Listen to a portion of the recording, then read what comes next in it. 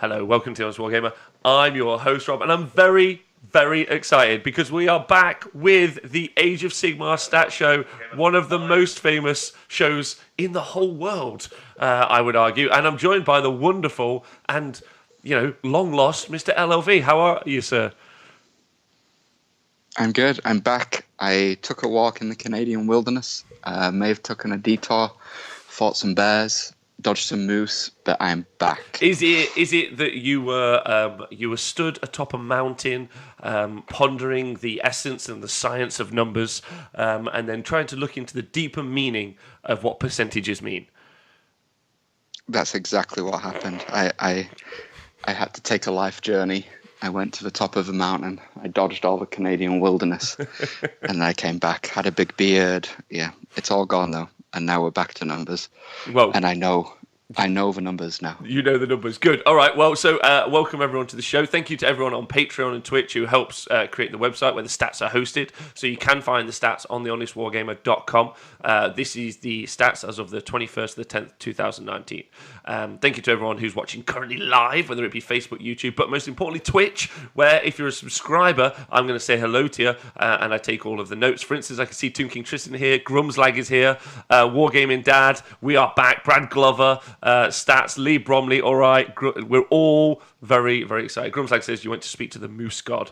So LOV's on a time budget, so we're going to dive straight in. If you do want to see the stats, if you listen to the podcast, make sure you stay hydrated. They'll be in the show notes before, but it's just easy. Just go onto the Honest Wargamer website, honestwargamer.com. Go click the stats tab, and currently you're looking for the 21st of October. These stats are all, LLV, if I'm right, generated from any event after the General's Handbook 2019, or as we call it, AOS 2.5. The reason we call it that is because sometimes there's other versions, and sometimes we like to track that. For instance, we have the Winter FAQ coming up, and a version after that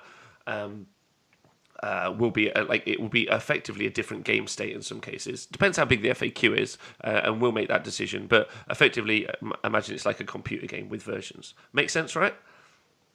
Yeah. We're still Age of Sigmar version 2 currently, so until we hit version 3 we'll keep on 2.5, 2.75, who knows what we'll get to, right? 2.947, I don't know. Yeah, we're just going to keep it. Well, the next one will be 2.51, I guess. But anyway, so that's where we're at. So you know where the stats are. Great news. You know where to find them.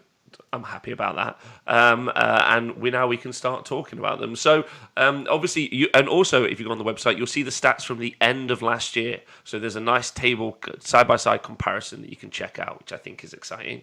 So you can see where we've changed and how things have changed. I know for a fact I've been very excited to have the stats. Thank you, LOV. It makes the coverage way... I intuitively just know a lot more because of it. So, as always, a huge thank you to you. Right. Let's get into it. General Handbook 2019. What are we looking at? Well, we're actually looking on the website. If we're going by the website here, I thought it was really interesting if we look at General's Handbook 2018 first. Don't want to dive too deep into this. I just wanted to show how many events were in this same period last year. Okay. Oh, that's cool. If we do a quick count, it's about, I want to say it's about 25-ish events, 5, 10, 15, 20, 25, 28 events. But you can see right there, and the big names popping up all the time were Daughters of Cain, Legions of Nagash. That was where we was at last year. Yeah, this is where we were getting into the journey of Daughters of Cain being absolutely just too phenomenal. Yes, yeah, they were the phenom. And Legions of Nagash as well were up there. So now let's look at General's Handbook 2019. Yes. And the first thing you'll notice is there is almost double the events. So big shout out to all those event organizers and players for making these events happen, because Age of Sigmar has effectively doubled in I can't really say popularity, but as far as actual tournaments and events go, it's huge. That's bonkers. Yeah. Look at that. There's so many. That's amazing. All over the place. Is it a case that we're in touch with more people because of the show and they're actually feeding us the information? There just are more. It could be a bit of both, to be honest. Last year, this was me just running around trying to pull events off of various social media, whereas now, yeah, we do have channels to various tournament apps and programs, and obviously organizers as well. So, hello. Yeah, so a big shout out to all the TOs who send all the information, and also obviously to BCP and Tabletop TO, which are great apps for tracking your tournament. Yes. Am I still here? Yeah, you are. Absolutely. Don't worry. Okay, perfect. Yeah, so big shout out to all those people for sending us all that information. Couldn't have done this without you. So let's jump in, I guess. July 6, 2019 is when it all kicked off. Hold on, just before we get into it, Rintra just said, really shows how people are buying into the stats overview. A lot of people find it very interesting. Yeah, me too. I think it informs us all. I think everyone in the Twitch chat right now is excited about the doubling. So let's jump in and let's see where we're at, shall we? Yeah, go ahead. So Essex GT is where we started. Now, just to explain, the yellow highlighted events, those are events where we either only have partial data or no data. So they are not, the numbers we're going to look at are not going to be inclusive of these events yet. But as time goes on and we track these numbers down, we will add them into the overall stats. Make sense? Yeah, absolutely. Perfect. So the stats we're looking at don't include Essex GT, Blackout, Pompeii Village, Maha Massacre. I intentionally didn't say the World Glotter AZS tourney, but I've said it now, so I'll continue. And then some of the most more recent ones. But when we get the info, they'll also be piled into the stats to change the shape of them. Okay, very cool. There's loads, though. So should I rifle through? Yeah, we don't want to we've got lots to get through, so we won't spend too much in here. But yeah, if you want to just have a what jumps out? Well, I think things that jump out are really large scale events. For instance, Midwest Meltdown. We've got Heat Knights of Sinesh first with Daughters of Cain and Ironjaw second, and I think that Ironjaw shout is really cool. It's also seeing the first podium for Fire Slayers with the Forge of Souls GT. We saw a couple of those last year just before the season closed out, right? But Fire Slayer is still doing it. Obviously, there's a lot of Heat Knights of Sinesh, as you can see there at the start of the year, like a ton. But then it does start to mix up, it seems, as it goes forward with the smattering of Heat Knights here and there. Then you've obviously got your Flesh Eater Court, so it's still what they are. It's interesting that when we get to the meta percentage, see what the General's Handbook did to their their placings in how, because they were super popular at the end of the season and they were winning events all over. Seeing Skaven, which is nice, and things that jump out. Obviously, those Ironeth Deepkin picks, probably in my opinion, the best army in the game right now as a counter pick to all the other armies, which are effectively unplayably strong, as an example. But got a big shout out to the OFC AOS GT in the USA. 24 players, but won by Sylvaneth. Post the new book. That's impressive, in my opinion. I wouldn't have expected that to happen. And then it seems like August, the Sinesh players all went to sleep, and then they all came back out September. October time. A notable Blades of Corn win there. I think that's quite cool. A Legion of Grief win as well. So, what's nice is there's a nice spread, it seems. But Michigan GT, I've got to say, that's huge. That Grand Alliance Order win by Mr. Bill Souza. Like, you can't take anything away from that man. I think that's a big shout as well, personally. Yeah. And that was pre-Cities of Sigmar, so yeah, that's Bill just seems to get hold of these unplayable lists and beat people up with them. It's insane. Yeah, Bill versus Dan Brewer is the match I want to watch. Let's make it happen. Okay, so you can check them out there as always on the honestwargamer.com. Should we move on to our next table? Yeah. I think as time goes on, and we're not just doing a massive dump of events, nearly 40 events, we can spend more time actually analyzing the individual events as time goes on. But yeah, they're all on the Honest Wargamer website, so go and check them out, people. Yes, please do. I'm just extending. Sorry, keep going, Oliver. Keep talking. I've just got to do some tech. This hasn't worked out the way I thought it would. Oh no, scrolling. So yeah, we're basically gonna jump from the full events overview into what that actually looks like in a table as far as first place, second place, and third place, and top tens sorted by that. Yeah, so here we are. So 2.5 events log 39 of our 49. Just waiting for those other 10 events in their like data. Already Yeah, 8,000 matches under the bag. That's not bad, right? it's pretty good going. Yeah, again, this time last year, I think it was around the 4 or 5 thousand. So we're basically tracking double, almost. Yeah, absolutely. So that's bonkers. And the obvious story here, facts backing up feelings. He Knight Sinesh there with 12 first place podiums, just doing incredibly well. And then 7 second place and 5 third place. So 24 podiums. If you take Skaven and Flesh Eater Courts, Skaven in second place, Flesh Eater Courts in third. If you take both those two armies together, combine their podiums, they still don't even touch the Heed Knights of Sinesh podium, which is interesting because if you combine their meta percentage, you get about 15%. So you get 3 times the armies appearing for Skaven and Flesh Eater Courts versus the Heed Knights, yet the Heed Knights are performing twice as well as both of those armies combined. That's an interesting Yes. result, right? Yeah, yeah. And we've seen that a couple of seasons now. We had first season with Daughters of Cain, second season with the Flesh Eater Courts, and now we've seen it with Header Knights. So the nice thing about statistics is you will, when there is a standout anomaly or when there is something that is tracking different than the rest, it's going to show like this is showing. So we can effectively say Header Knights are really good. Yeah, very, very good. The number that I always love looking at is those meta percentages. I think that's one of the most interesting conversations to have.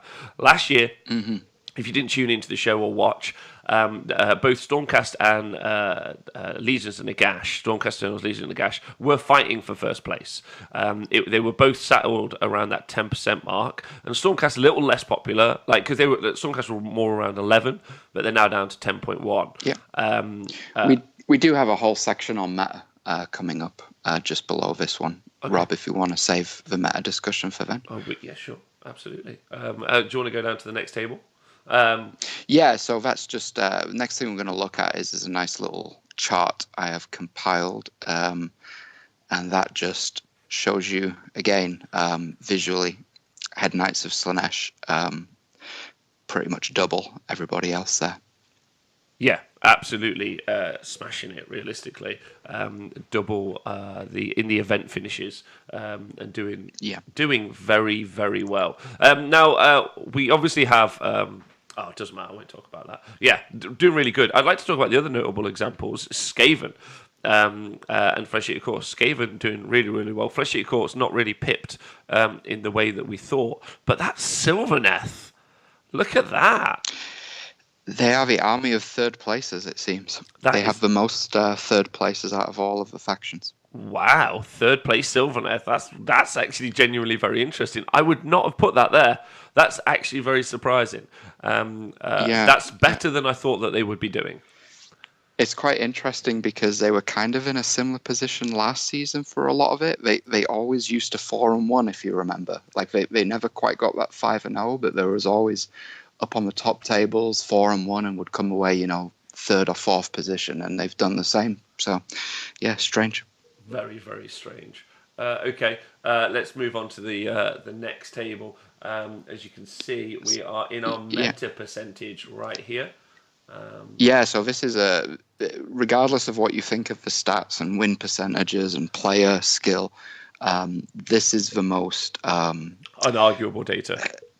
This is just what turns up to events. It has no the people playing these armies have no effect on this. This is just what is. So this is a great indicator of you want to go to an event, you want an idea of what you're going to play. This is the table you want to be looking at. Yes, absolutely. I just want to say thank you to Takeover Mars for subscribing on Twitch, and also I just want to say I know a bunch of you guys are chatting it in the chat. I'm just trying to do 3 different screens at once, so I'll get this sorted a bit better next time. Evening to everyone, or morning wherever you are. Super happy to see you here. Yeah. So meta percentage, Stormcast Eternals 10.1%. As said, previously you were looking at Legion of Nagash warring with them, but now it's a horde army, if you can call it that. Skaven, 9.2%. That's a huge... that makes them more popular than Gits, which is shocking. 5.6%. 9.2% of the meta is Skaven. That's crazy. And that's post the nerf to the Bellwind Vortex. Was it a nerf? I mean, it still does the damage output. It's just a little bit harder to use. But yeah, I mean, Skaven were popular last season, but they've almost doubled in popularity. And big shout outs to Richie of Just Play Podcast. They went live yesterday. I think his statement was, "Yeah, we don't see a lot of Skaven, but you kind of do, I guess." So yeah, you absolutely do. It's very interesting. So 9.2% of the field is Skaven. I think that's interesting. And then match win percentage is 55%. Again, can we talk about the match win percentage for people? Yeah, let's hold the match win percentage till the next table. I don't know what's happened with the upload, but it's doing that well. Stormcaster not on 67. All right, so let's just look at the meta percentage part. Look at just meta. Yeah, this is just supposed to be a meta table. It must have just overlaid wrong when I uploaded it. So sorry. My fault. That's okay. So 10.1%, Skaven with that 9.2%. And then the next most popular armies, Blades of Khorne, Flesh Eater Courts, and then Heed Knights of Slaanesh, Gloomspite Gits. So, Flesh Eater Courts, Heed Knights of Slaanesh, Gloomspite Gits, Iron Jaws are all pretty much about the same, really, popularity-wise. And then you start getting into, the 4%, which is Sylvaneth and Seraphon. I'm so happy with you, Seraphon players and Sylvaneth players, keeping it going. Even against all of the power of the new books, you're like, no, I'm not about that. Fireslayer is an army that I would say it doesn't seem super attractive when you look at the model range. They're great models. They're just there's not a lot of diversity in the model range. Sat there being more popular than Maggotkin and Nurgle and Idoneth Deepkin and Disciples of Tzeentch. They're only there on 3.3%. They're only as popular as Nighthorn, which is crazy. So that could be interesting. Tough Looking in the chat says, rumour is that there's a Skaven holiday battle box as well, so could be even more Skaven in the future. Interesting. But yeah, I think the rise of... I mean, they were... Go on. Sorry, go ahead. No, I was just saying the rise of Skaven and the rise of the Blades of Khorne being the third most popular army. That's really nice to see. People have moved on to new armies. They're trying something else out. That's a nice swing. With those Stormcast Eternals just sat there as their 10% bit usage. But once we reveal their win percentage, people might flee from the Stormcast Eternals in the future.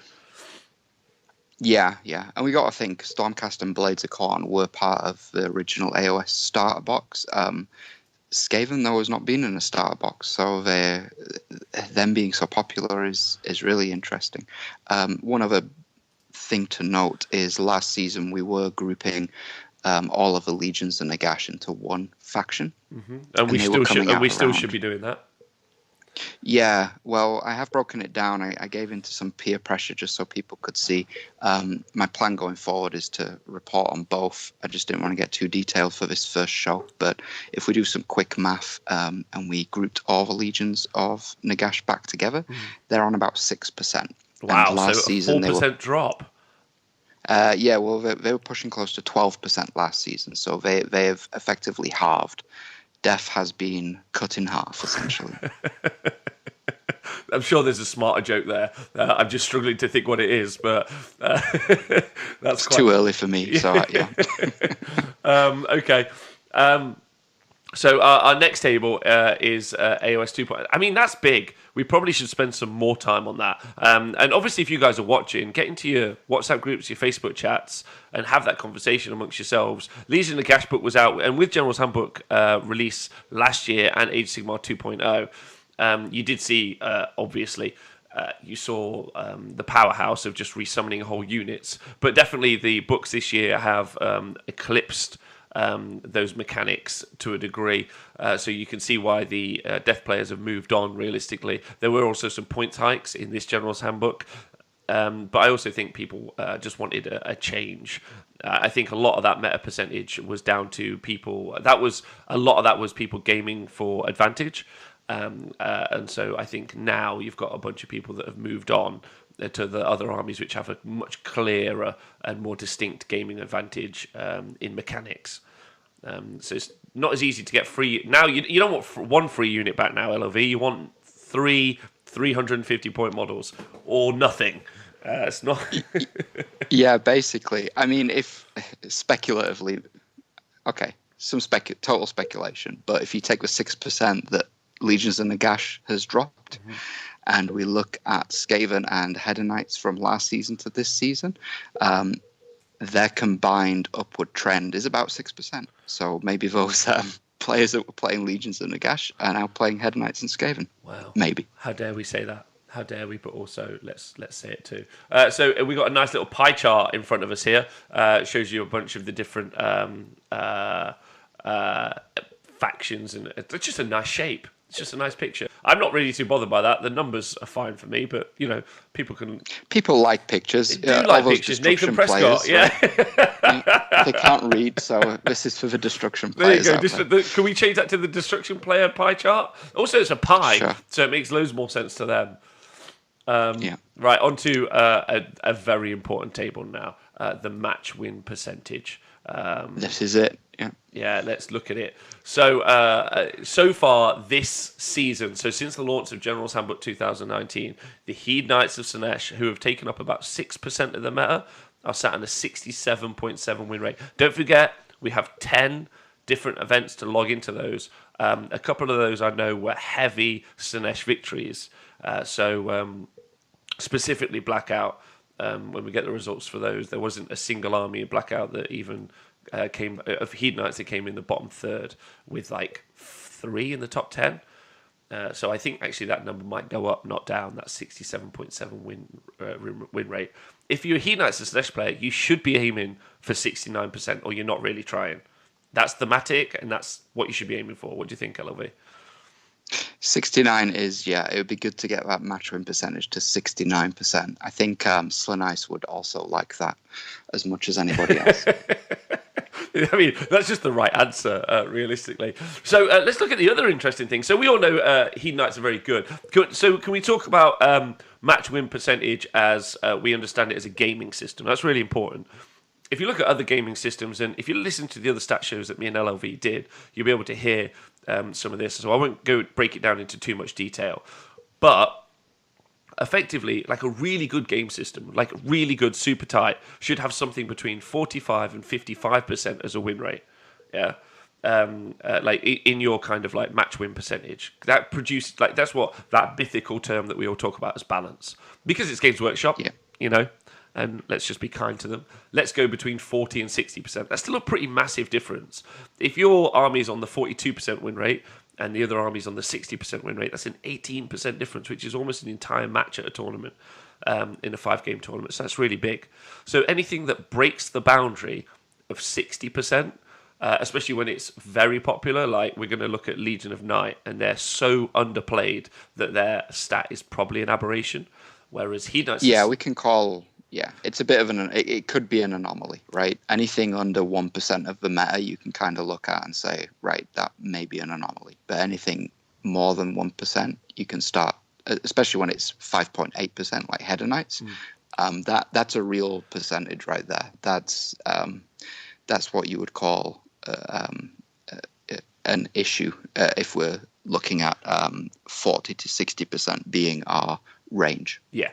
Yeah, for instance, if I was a game designer, I'd look at the match win percentage of Hedonites and I'd say, well, that needs to be curtailed immediately, because as pointed out by 8 Star Painting, I only went to one event with Slaanesh and I went 4-1. The only army to beat me was the other Slaanesh player. So you do have to remember as well the way that Swiss pairing works. So if someone who beats someone plays someone else who's beat someone else, so you keep playing people who've got victories, you end up in a pool with people with victories. If one army, let's pick Celestial as an example, keeps doing very, very well, they're probably going to get into the mirror matches, which will drop their win percentage.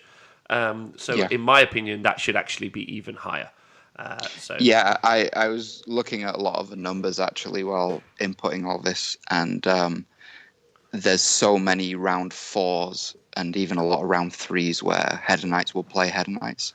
And it does kind of cannibalize their results. And it's just a consequence of having a 5-round tournament. But if you had longer round tournaments and Swiss pairings, exactly. So what's going to happen is the best are going to face the best. So they're going to cannibalize. I wouldn't be surprised when I'm speculatively doing this, but I think their match win percentage is closer to that. Certainly about 69, probably closer to 75, 80 if you looked at it as a pure result. Yes. 80? Okay, never mind. 75 to 80. Okay. Yeah. All right, which is an issue, which we saw also with the issue with Daughters of Cain last year. In Winter FAQ, let's put our hopes and dreams and Flesh Eaters. And Flesh Eater, of course. Flesh Eaters had the same thing last season before GHB. Yeah. Yeah, after their book release, they Correct. skyrocketed in results. So so we can draw a line under that conversation. You guys can have that conversation with yourselves. I've been fairly vocal on what I think needs to occur with that, but we definitely, in my opinion, in gaming terms, you need to work out if you're going to a tournament. 6% of the meta is pretty high. It's as many as you're going to face against Legions of Gash. You're going to have to play that army and potentially try to beat it. So good luck there. That's not easier said than done, but. So then next up, Tiny Dino in the chat, big love. Warhammer Rob, also love you as well. Heath Knights is an issue and should be boxed out of the game currently, and is probably the reason a lot of the other armies have necessarily low win percentages. So something to be thinking of as well. It's like a guard dog keeping everyone down. Legion of the Night, bit of an outlier, 0.5% with a 61% win rate. Pretty cool, but yeah, I'd love to see more people pick that faction up and see if that's an actual legit thing as far as can they keep that. But yeah, the data's so small, it's likely just there's a handful of players playing it. So yes, absolutely. But the big story, 3.3% of the meta, Daughters of Cain, I've got to tell you. So they were the terror. They were the best faction of General's Handbook 2018. Nearly picked at the post by Flesh Eater Courts, but they held on to it and they're still on that top end bracket 60% win rate. But like almost a 20% decrease from last year. Yeah, they're still so good. I mean, if you look at the little table there, it shows you their 5+ wins, 4+. I'm sorry, Heinrad, but I think that 1 win and 0 win, I think it is Heinrad. So if we took Heinrad out of the Daughters of Cain stats, they'd actually be a lot higher. But no, they're still very, very good. Okay. I heard, I saw on Twitter that GW have hired Heinrad actually to start the Head Knights of Slanesh army. So we could also see their stats going down in the very near future. Yes, but they still have so many players they might not. So a bunch of the others, like Devoted to Sigmar or Draconis, are armies that no longer exist thanks to Cities of Sigmar. So we are going to effectively just curtail them into a bracket, which we're just going to in the future just call like old or something equally horrible, but put that as that we'll clump them all together. But for initially now, some of them did okay. But the next big faction to look at would be the Flesh Eater Courts, right? Yes, yeah, and again, they're not a terror they once were, but they're obviously still good. They're pushing a 60% win ratio, and again, they're getting 3 and 4 wins consistently at tournaments. So still a very solid army. Yeah, we'll call them historical. Thank you to Bazakuna in the chat. 6.2%, 58%. So they're still sat at that top bracket. They've got 4 5+ wins at tournaments this year. They're still just a devastatingly good army. Their mechanics are really strong. Piling and attack twice, attack on death, free summoning at the start of the game. They've just got an outrageously strong deck and book that's super forgiving in its playstyle. So it makes sense. It's really easy to pick up and put on the table, in the production meta. So you can see why it's a lot more shocking that there's a lot of Daughters of Cain players. But those are definitely people who've got Daughters of Cain armies from last year. because that number's gone down, not up. Flesh Eater Court seems to have gone up a little bit, or it's a float. It was threatening that 6.2% last year, wasn't it? Yeah, it was around the same. People had picked it up towards the end of the year, and funnily enough, as well, you'll get sometimes an army will get a stigma. So people, I think that's what happened with Daughters of Cain. People just stopped playing it. Whereas when something's perceived to be a little bit less good, you can see people like go back to those armies or pick them up again. I think that may be what's happened with Flesh Eater Courts. Yeah, absolutely. And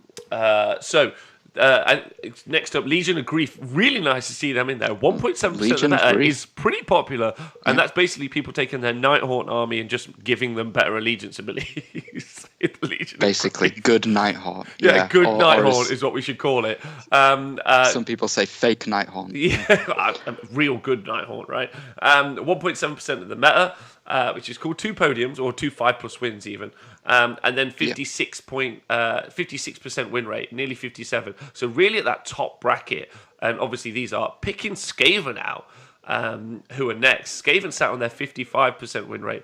Now, for all the things I'll do to lambast Skaven, they're a very, very strong. I don't think he was allowed. No, they're a very good army, aren't they? No, it's okay. Like Skaven are the best. It ended today. Oh yes. No, but for all the things to say about Skaven, them being nearly as popular as Stormcast, so there being like a 0.5% difference between the two. I think what's quite telling is the difference in the win rate. So Stormcast, if we do a comparison as the next most popular faction, down at the bottom of the table there, they're 10% of the meta. Skaven are 9.2. And then Skaven are 10% match percentage win rate better. So it's because they've just got a lot of tools. They've got horde elements, mortal wound shooting. It's a lot more forgiving army. It's got a lot more power. It's got a lot of more like efficient units for their points. So you would actually, I expect, think Skaven players or Skaven armies to actually have a higher match win percentage. But because of the popularity, you have a lot of new players and a lot of people who just think they're a great army playing with them. And I would actually say it's a lot more delicate army to play than, let's say, Heat Knights of Slaanesh. Like, you actually, as much as I think it's an incredibly strong book, I actually think Skaven, you can make a lot of mistakes with that as an army. So I would actually expect their win percentage to be higher if it was played more exclusively by more serious players. Let's just take it that way. How's that sound? Does that sound fair? No, that's totally fair. Yeah, when you get to be one of the highest used factions, you are going to get people picking up the army for the first time, or you've got players that are just playing their, Skaven army that they've had for 20 or 30 years. So they're not necessarily going into events to win the whole thing. They're playing. They're playing to have some beers and have some fun. I think would be a fair assessment. Talking about the people in the chat who just want to want to just have fun. Grubtag says Slaanesh players laugh at the stigma. Napreen says Naprapatine says if Stormcast Eternals players would just play Anvil Strike only, at least Stormcast Eternals would sit on that 50% win rate. I'd hope. just only do the shooting. Ampul says, I don't mind all the game he gets leaving Real Ghost. To be fair, I take out the top Nighthawk player every event being the only one now. And Evangelist says, I'm a little hurt. LOV lumped my 5 Magma Droth win rate with the rest of those Firestairs players. I don't want to be tracked with those dirty Hearthguard Berserker spammers, which I think is fair.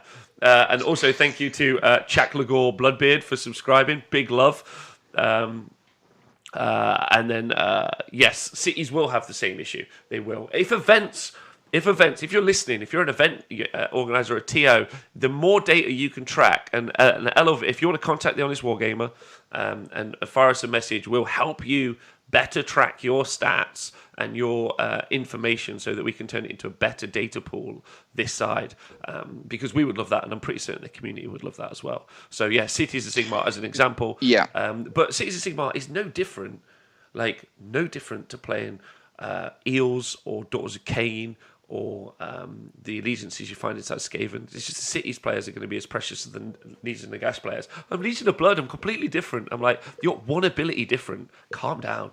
Like, anyway, but it would be cooler. Yeah, it would be cooler to differentiate, wouldn't it? So I'm on that. I'm on board. Yeah, and I can run both. The thing is, if we have the information, like looking at this table right in front of us, we've got Legions of Nagash here with 2 players on 3 wins.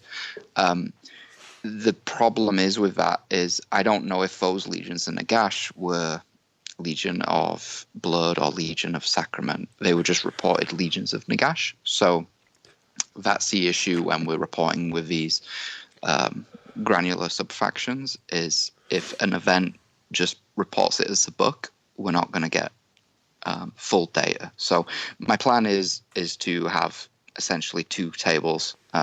So we'll break it all out for people that want that, and then we'll collate it for people that just want the ease of what's my book. So and also this is a big shout out because it's a big effort as well. If anyone would like to help Mr. LLV with the stats, generate information, be it one of the TOs or an attendee or someone who thinks that they can help deliver information, especially from around the world. Like if you're located in Sweden or America or Canada or Australia, and you can help better get information and feed it through to LLV. I know for a fact LLV is looking for some small. We're getting towards Christmas, so you're looking for some elves, right? To help you put all that information in. I'm sure you'd appreciate that. Little elves. Yeah, that would always be fantastic. I have to say the information we do get from some of the providers is great because it's already in an Excel format. So that would be best coast pairings and tabletop TO. If you're a tournament organizer, you should. It's so easy. I think tabletop TO are free even. So, I think I would use tabletop TO. It's donation based, right? So if you want to give them money, do. If you don't. But using those apps rather than a spreadsheet. Shout outs to Chris Tomlin because he actually did provide us all the data for the blackout. But unfortunately, it was just a picture of a table. So that approximately would take me 2 to 3 hours to type out manually. Whereas if it was just in an app, it'd be in here. So that's just one of the issues we face with collating all of this. Apps are fantastic. If you're using spreadsheets, get in touch. I can let you know how to formulate your spreadsheet a bit better so that it gives us the information we need as far as the wins and how you name your factions and things. Yeah, absolutely. Okay, so let's get back to that. So if you want to be an LLV minion, let us know. You can let me know on Twitter, let LLV know on Twitter. You can message on Wargamer Facebook or just email us any of those things. So just get involved. If you're enjoying the stats, help make it even better. Big effort for the community, and then we can all have real healthy conversations about games, right? Right, I'm going to look at some more armies, if you don't mind, because I'm excited. Fire Slayers, how they doing? 53%. Okay, so we're starting to get into what I would deem acceptable, right? Like these are all fine. IDF Deepkin, 52%. A great army, great counter pick, but you really have to play at 52%. Cool, and they've got like a reasonable meta percentage, 3.5%. I'm down with that. Disciples of Zinch, my babies, 3.3% of the meta, so not that popular, 52%. Why are you all complaining? That's my question. Change host, yes, is incredibly annoying and actually creates a non-game for some people, so something to be looked at there. Bone Splitters, that would be the old allegiance there. In that middle, excited to see how the Uruk Warclans do when they put those together, and then Caradron Overlords. Some of that. Go on, after you. Yeah, some of the Bone Splitters. I think there's a couple of results in there that do include the new tome, because they are still called Bone Splitters under that tome. So some of it is old and some of it is new with Bone Splitters, and the same will have. Is any of it borrowed and is any of it blue? He's not. He doesn't like that joke. I don't know. They paint themselves blue, right? Some of them do, yeah. Yeah, the Icebone ones do, absolutely. Right, so Iron Jaws, which is, some of it's new book, some of it's old book, but we will get that separated out. They're sat at that perfect place. Yeah, the most honest army in the game, an Iron Jaws army. They just want to fight 50%, 49.9%. Couldn't get fairer. If you're an Iron Jaws player, you're just the salt of the earth. LOV. Yeah, if we remember. So now they're not. So in a really really strong place, which is cool. So like they've definitely pumped up. Yeah. Yeah, I like seeing a good Iron Jaw, like right in the middle there. Like they're like not quite the gatekeepers, but they keep you honest, right? Yeah, yeah, they keep everyone honest. Kharadron Overlords, 1.6% of the meta, so, not too bad. Sat at 50%. They've definitely got targets to shoot, but then they get ran over by big horde melee armies. So a good counter pick against, especially things that sit along the top, Flesh Eater Courts, Hedonites. Issue is, if you come up against those bad matchups, like Gloom of Spike Gitz, who we're about to talk about, then you just get run over because you can't kill enough, I don't think, with the KO lists.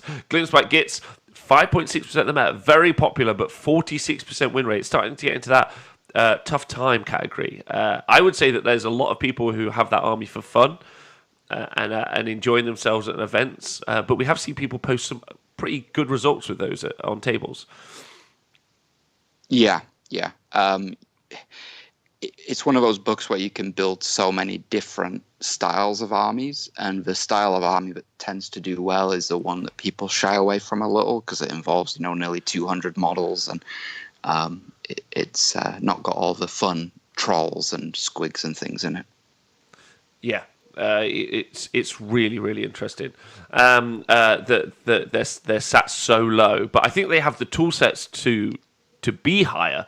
It again, the skill ceiling for those is just much higher. It's a much harder army to play than some of the armies that you'll see higher up. That's fair to say. Then if you don't agree, then I don't care. So you can see why they're there. Blades of Khorne, another popular army as well. 8% of the meta, and they're doing okay. They've got some podiums. They've got 3-5+ wins. But 50% win rate, not bad. Again, very honest army. Don't have a lot of shooting, so they do have to get amongst it. So shooting is just like a straight up hard matchup for them. And then they don't necessarily have the tools to combat the other really good combat armies. So the fact that they're doing that well is actually, to me, quite a surprise. Yeah, I mean, they're quite popular. And again, they're one of those kind of armies that can still win. Solid, if you was tiering these, solid tier 2, in that, if a good player gets behind them, they've still got an opportunity to do well. Yeah, absolutely. So let's look at some of the other popular armies in here. I've lost my Seraphon brothers. I'm just trying to find them now. Seraphon, 4.4%. And they've got a 40% win rate, so right at the bottom of the pile. Anything below here, we start getting into what I would consider danger territory, or just they've got issues. And these, so Seraphon, very popular army, but they can only pull out that 40% win rate. Really, one of the oldest battle tomes that we have now, if not the oldest battle tome. Probably the only older battle tome is ever chosen. But I would have to double check that. So you're looking at nearly a 4-year-old book. So it really does need some love. And competing against some of the new stuff is super hard, but I still respect that a ton of people are putting the dinosaurs on the board and making sure people respect the Jurassic Park era, because life will find a way. That's what they believe. Yeah, it will eventually. Beast of Chaos, 2.3% of the meta, so not quite as popular, but 41% still at that bottom tier. A lot of people were surprised by that stat, I would say.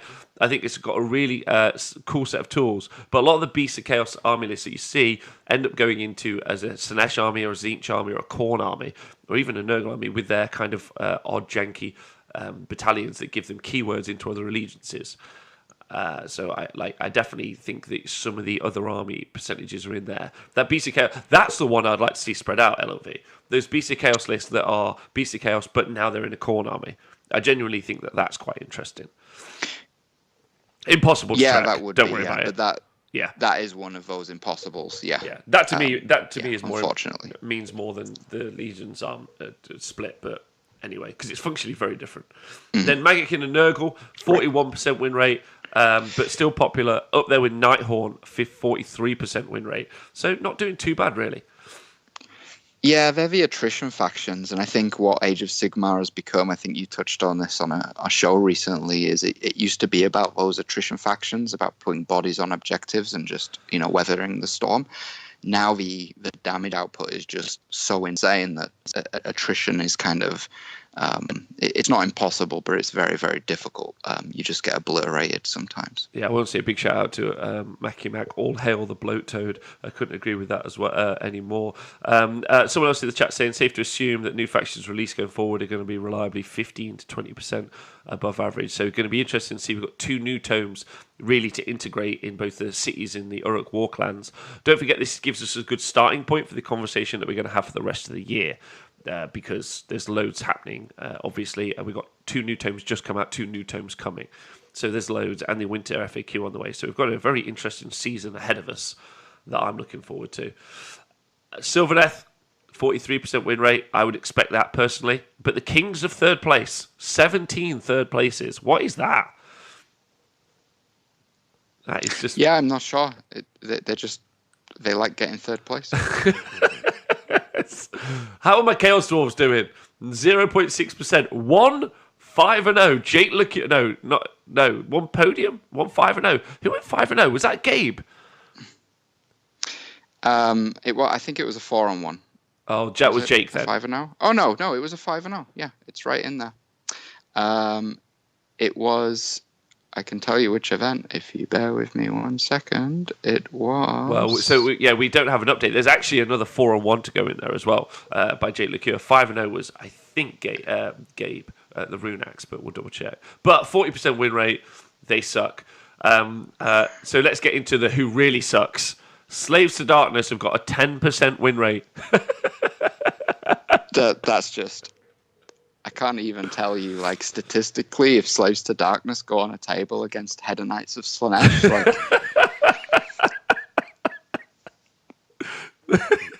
It's a gross imbalance. Just pack up your stuff. Yeah, just take your stuff. Don't even deploy. Darkling Covens, Mr. Steve Dooley, 35% win rate for those guys. Obviously, they're now all pushed into Cities of Sigmar, so we're going to get that cleared up, and that'll look a little bit nicer in the future.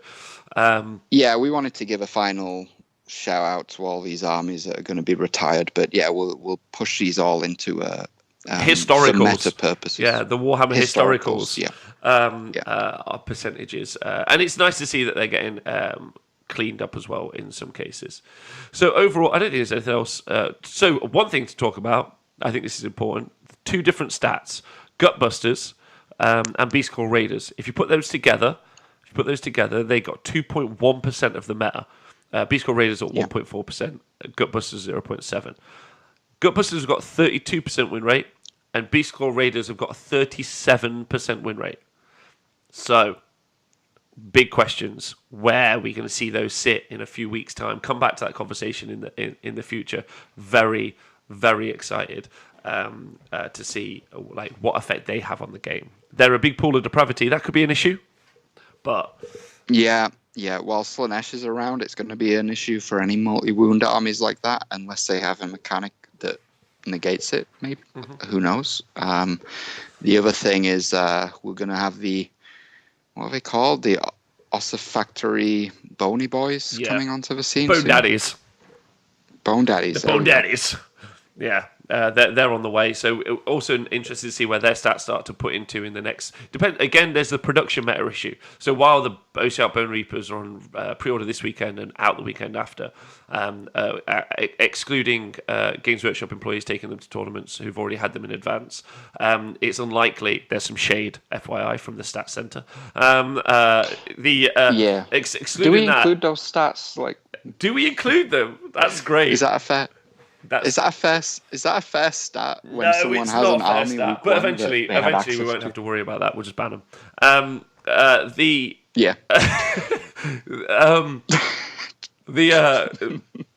So we're probably gonna have to wait maybe a month, maybe even until the beginning of next year to really see how the OCR Bone Reapers do on the tabletop. Same for the Gutbusters.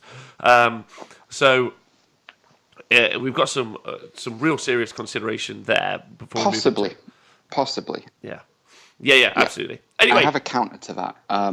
When Flesh Eaters came on the scene, it only took a month to see their Oh, but people rise. had So, those models.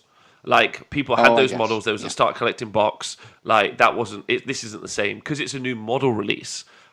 Without any pre-existing models, it's going to be very, very hard for people to build the army, put it on the tabletop, get the practice in as well, excluding people who've had advanced copies of it, to like start to see what their and again, so their meta percentage will increase as the season goes on.